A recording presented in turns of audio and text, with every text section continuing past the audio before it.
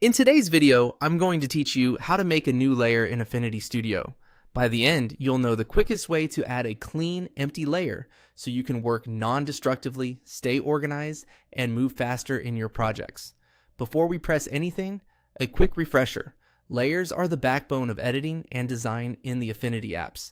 Each layer holds its own content, which means you can paint, draw, paste, or adjust on that layer without permanently changing what's underneath.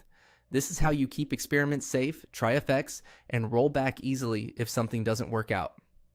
Alright, with your document open and the layers panel visible so you can see what happens, here's the entire move. Press Ctrl plus Shift plus N on your keyboard. That's it. If you're on a Mac keyboard, use Command plus Shift plus N. This creates a brand new empty layer instantly, no menus required.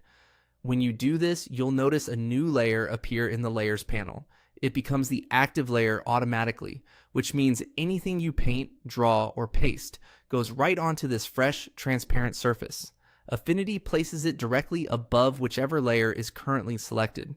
If you had a group selected, it will drop the new layer into that group.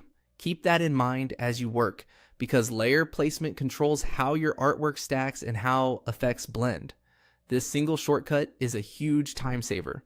Anytime you're about to make a major change, add brush strokes, place an image, or try a new effect. Create a new layer first with this command. It lets you lower opacity, change blend modes, toggle visibility, or move and transform that work separately from the rest of your design. It also makes revising much easier, since you can isolate what you did on that specific layer. If you don't see anything change after pressing the keys, a few quick notes can help. Make sure Affinity Studio is the active window so it receives the shortcut. Keyboard layouts can differ, so the modifier keys might feel slightly different depending on your setup. And if your shortcuts have been customized, the default might have been changed. In that case, your system isn't broken. The command is just mapped differently.